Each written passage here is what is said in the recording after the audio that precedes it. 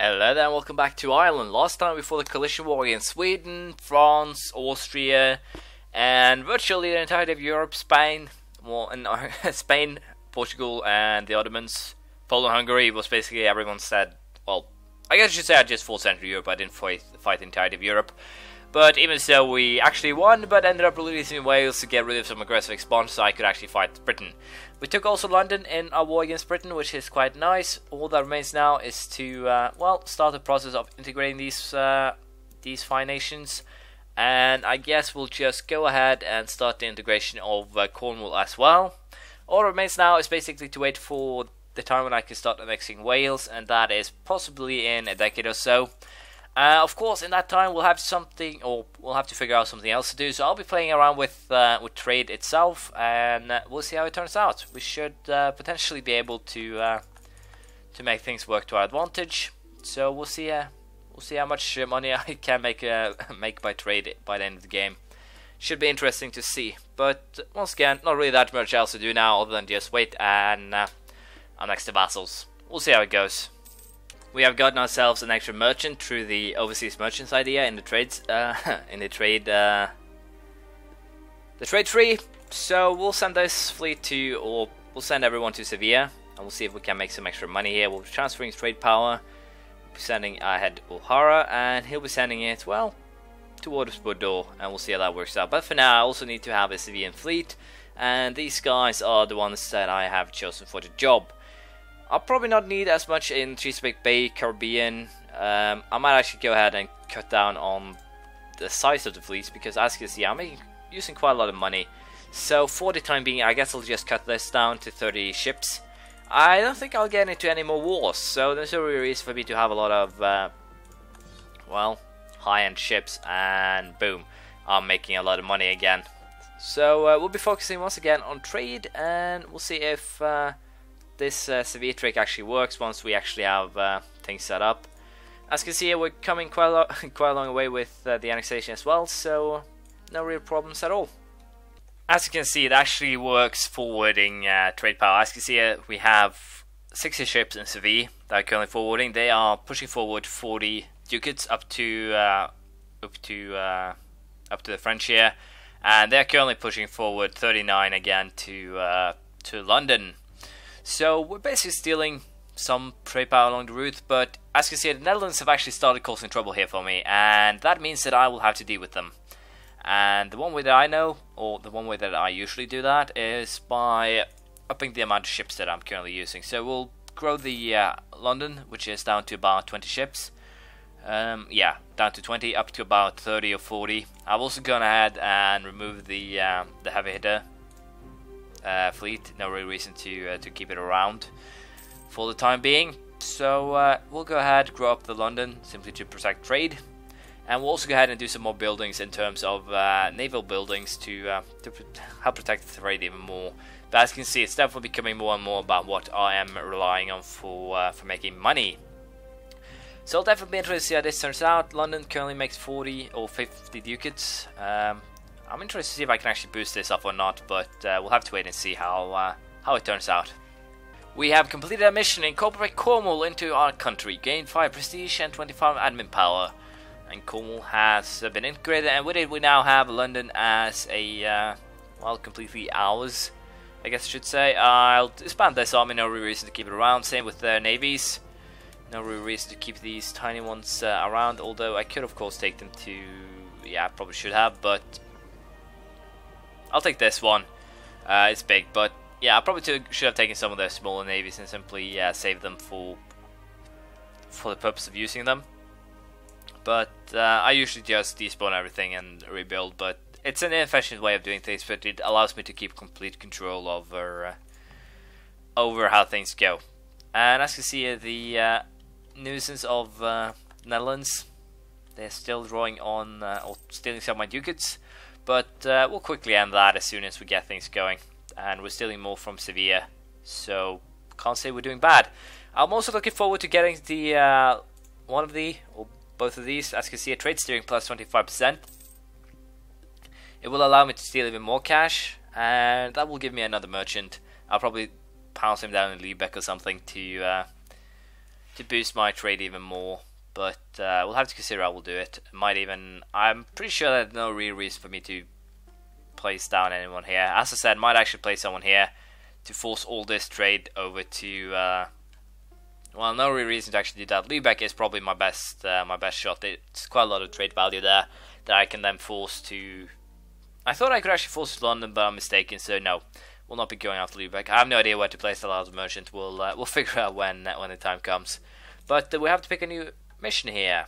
So get into China, spread across to Oxfordshire, or establish island in the Spice Islands.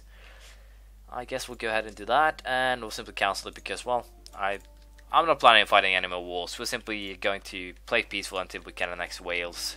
So sorry if you're disappointed, but that's basically what to expect now. I won't be doing much. I'll simply do some trading, try and experiment with it to be sure of how things works. But don't expect anything more than that, to be honest. And I do apologize for that, but that's basically how I will be playing at the end of this. So feel free to complain, and otherwise tell me to stop being such a coward and get my act on and declare war on Holy Roman Empire. It's basically feel free to say whatever's on your mind. More or less. We'll see how it turns out. But for now, as I said, wait for Wales and Norway to be integrated. I'll most likely sell some of the Norwegian provinces to Sweden to simply get rid of them. No real reason for me to actually keep them around, as you might imagine. So we'll see how it goes. But until then, not really much else to do. We have a new king, Cathar or Connaught, will now rule our glorious nation. 552, great. And the heir is Turlo with 523. Not too bad, but could have had better, but still shouldn't complain about that. We also now have basically our London defense squad up again, and with that we should be making some more money, and I'll also be doing some naval buildings further down the line, which should help on the scope of things. But for now, we'll take that trade idea. Advanced trade trading plus 25%. Pretty sure this will allow me to get more money going. We'll have to wait and see. Doesn't actually see any noticeable changes, but who knows? If we do get some extra money, I wouldn't be complaining. How much are we actually making on trade right now? 182 ducats. That's not too bad. And once again, this thing shows wrong. Yeah, it actually takes in event income, so it's actually not wrong. It's me that being stupid. My bad. But at least we're making quite a lot of money, and if I can get that up to 60%, I would be very happy. Trade efficiency is actually quite high, same with, as you can see here, trade steering. So things are looking good. Also, there we go, Norway has been integrated. So with that, we'll also go ahead and sell some provinces to the Swedes. I think no real reason for me to keep these provinces, as you know, because, well, they don't actually all that tempting to me. I think I'll actually keep this one in North Sea just for. Yeah, I guess I'll keep it in North Sea. But as I said, we'll be selling some provinces to the Swedes here, simply because to make the map a little bit prettier, but also to get rid of them, because these I won't actually be able to protect in a war if it comes to that. But no real reason for it also to keep these guys in the North Sea now I think about stuff. So until I know where to put them, we'll simply send them to London and boost things there.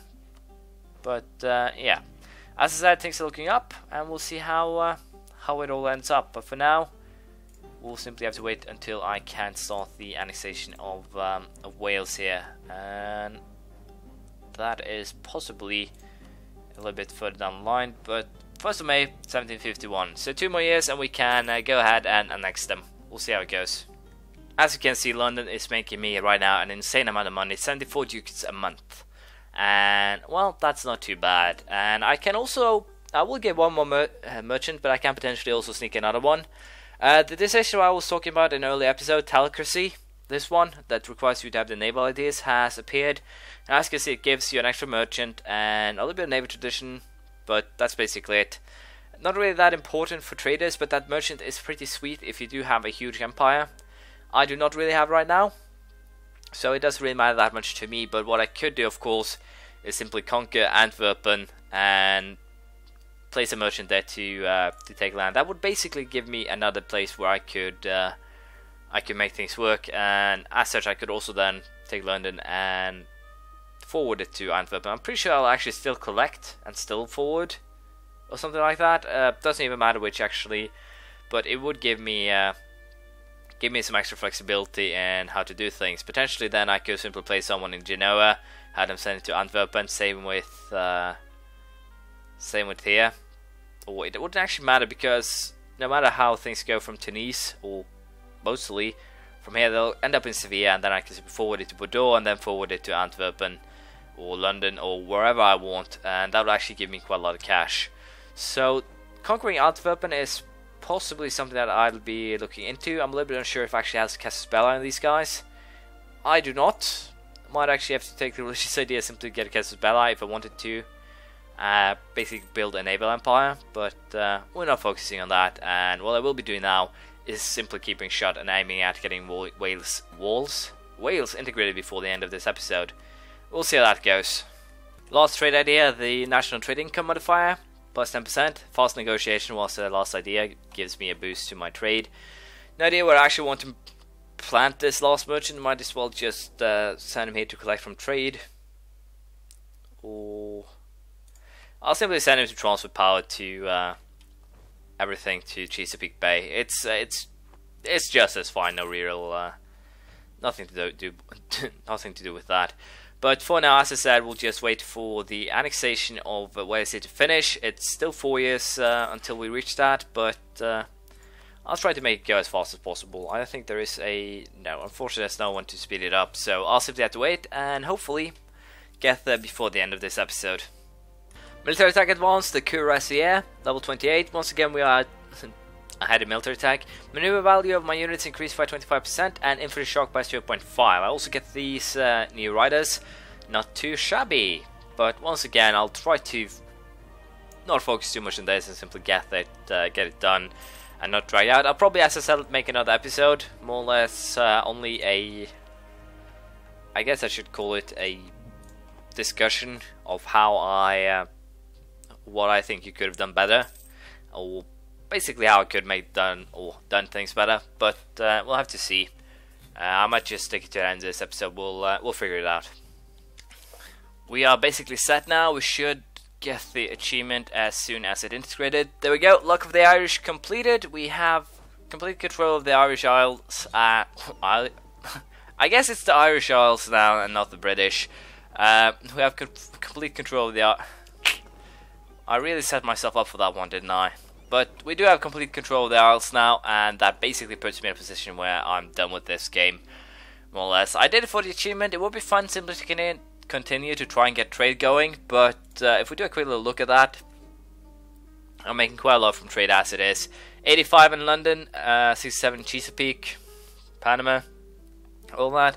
I could possibly make some more in London simply by getting another merchant and steering the trade in the North Sea to London, but probably won't be doing that.